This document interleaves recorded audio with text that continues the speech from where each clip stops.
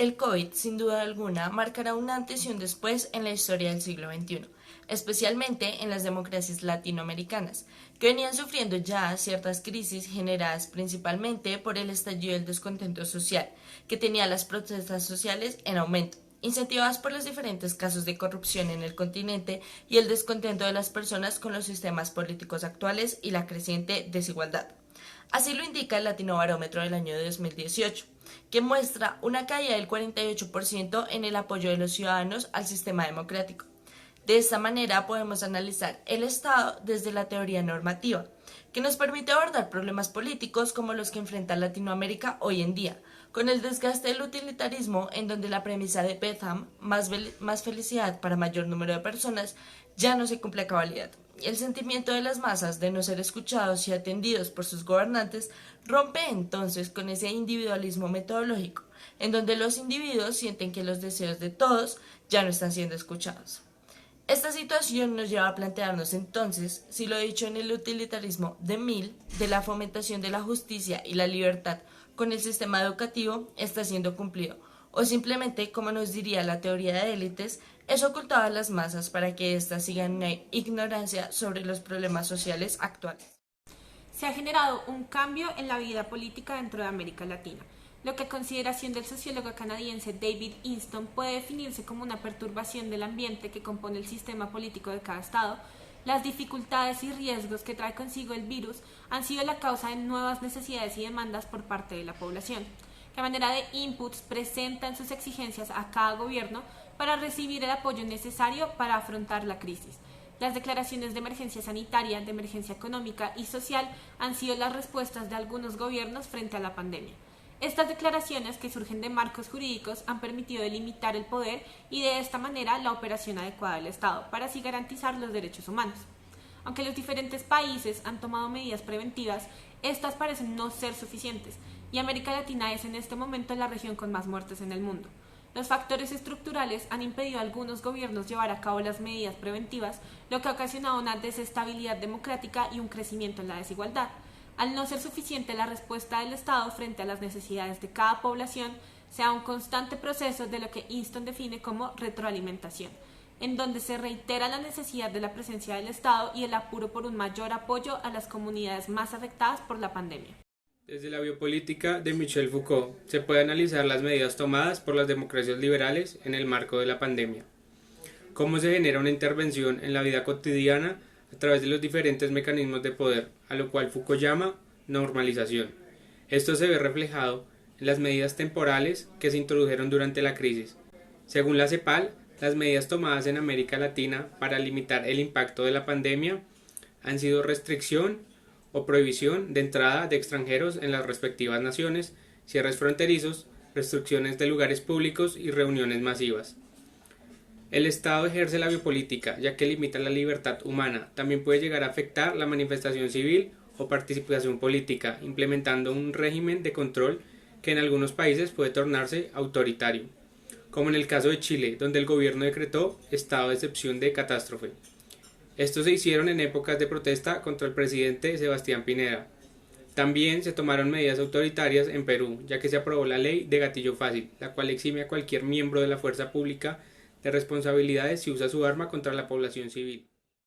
Analizando las formas rectas de gobierno según Aristóteles y con aras de buscar cuál es la mejor forma, vemos cómo en este caso las democracias liberales pueden llegar a tener mejores resultados en el proceso post-pandemia. Según el Banco Interamericano de Desarrollo, la respuesta de los países de América Latina con regímenes democráticos puede ser la implementación de una política autoritaria para garantizar la seguridad, en la cual se tenga como fin salir de la recesión y el desempleo masivo, superando las dificultades de la crisis. Por otra parte, se debe mantener la legitimidad en las instituciones, la cual se está perdiendo debido a las consecuencias de la misma. Según esto, la prosperidad de las naciones a largo plazo no debe ser por medio de una economía recuperada, sino manteniendo la democracia intacta. Estos son solo algunos de los ejemplos de estados que han empleado acciones en contra de las tomadas por la mayoría internacional, que en gran medida se rigen por las recomendaciones brindadas por organizaciones como la OMS o la OEPS. En el continente americano es el caso de países como Brasil, México y Estados Unidos.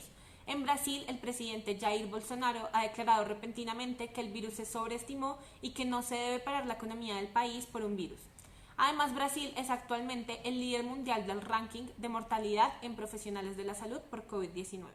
Pasado desde septiembre, la Organización Panamericana de la Salud alertó de que en México y Estados Unidos se concentran el 85% de todas las muertes registradas entre personal sanitario por el COVID-19 en el continente americano.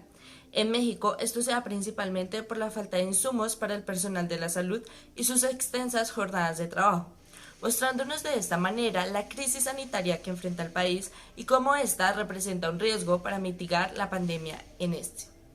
Por su parte, Estados Unidos vive hoy en día no solo una preocupación política por las recientes elecciones presidenciales, sino también por la nueva ola de contagios que enfrenta el país, y sin un plan nacional para frenarlos. Trump ha afirmado que en su gobierno no se hará un cierre, esto en consecuencia de su primacía por la economía y los problemas políticos que enfrenta hoy. Mientras tanto, el país continúa reportando el mayor número de casos y muertes en el mundo. La pandemia ha dado paso a que se consolide una lucha multipolar entre Estados Unidos, Rusia, la Unión Europea y China, la cual afecta a América Latina. Esta tendencia geopolítica en el sistema internacional refleja la previa tensión entre estas potencias. Según la International IDEA, se puede llegar a un nuevo orden mundial a raíz de la crisis, ya que estos estados se encuentran en competencia para ver cuál produce primero una vacuna eficaz.